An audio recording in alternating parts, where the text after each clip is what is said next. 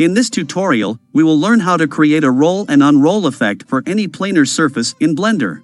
It could be unidirectional or even bidirectional as well, as we can see here. So let us start with our default scene, but we can delete this cube. Instead, we'll add a plane into this composition. The size of this plane will depend on the aspect ratio of the texture or the map that you want to apply. So let's change this X scale factor to 1.92, and the Y scale factor can be 1.08. This ratio is very common for an HD picture, so we'll go with this. Next, switch over to the Edit mode. Select all the 4 vertices, then right-click and select Subdivide.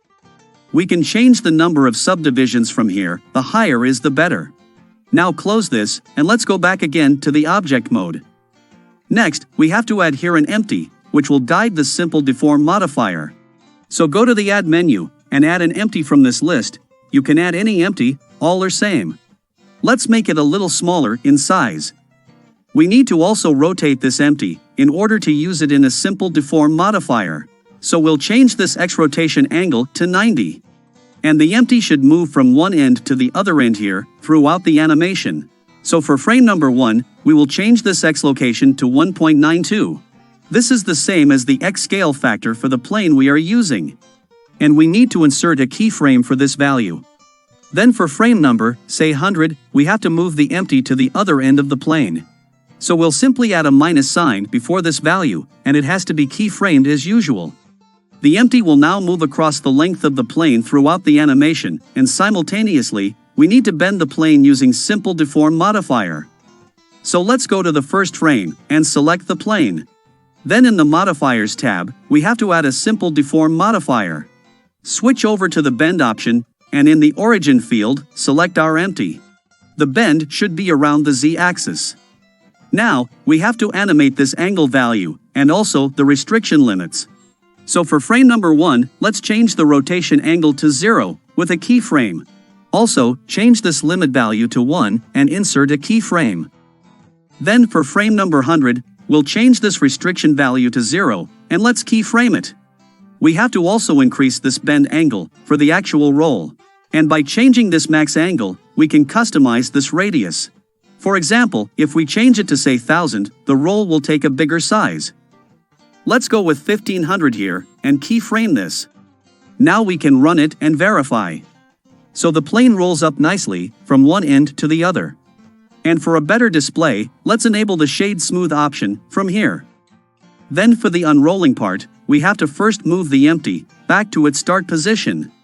So for frame number 200, we'll change this X location value to 1.92 with a positive sign, and we need a keyframe. And for the plane as well, we need to revert the bend angle to 0 with a keyframe, and the restriction limit should be 1. We can also hide the empty object for a clear view. Let's now run it and verify again.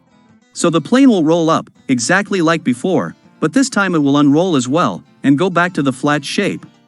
Next, we have to set up some suitable material for this plane, and the node setup for the shader material can be something like this, where we are mixing 2 shaders. One for the front side, which is connected to a map image, and the other one has a solid color. And the mixing factor is controlled by the back-facing output of a geometry input node. This will yield a material like what we see here, with a map on the front side of the paper and a solid color in the back. If we now render this entire thing, we'll get a result similar to this. We saw this in the beginning, and we can use this same technique to create a two-way rolling along the X-axis or the Y-axis, but there is a trick involved in it. First, for this plane, we have to create 2 vertex groups like this. The first vertex group should contain all the vertices in the upper half, and the second group should contain the rest of the vertices, or the lower half. And for this plane, we have used 2 bend modifiers. In the first one, under restrictions, we have used vertex group 1, and for the second bend, we have used vertex group 2. And along with this, we also need 2 empty objects instead of just 1. The first empty should travel from this end of the plane to the midpoint, and then it should go back. And the second empty should traverse this lower half of the plane. Now, in the modifiers, we have used the first empty as our first origin, and similarly the second empty for the second origin. Then for the first bend, we have keyframed the value of this end limit. Whereas for the second bend, the keyframes are added for this start limit. So this is the overall setup for the two-way rolling, but we'll discover that it is still not perfect. There is a big problem there. The midpoint of the plane won't behave correctly during the animation, although the basic roll-unroll part of the setup works fine. To overcome this issue, we have used a trick. We have created these intermediary keyframes for the rolling as well as for the unrolling of the plane. And for these keyframes, we have modified these two restriction limits with suitable values. It will prevent the middle portion from any deformation. If you are a member of this channel, you can download our blend file and experiment with the same setup as you see here. All our blend files are available to our members. So, that was a quick tutorial on rolling and unrolling. Thanks for watching, and don't forget to subscribe and join this channel.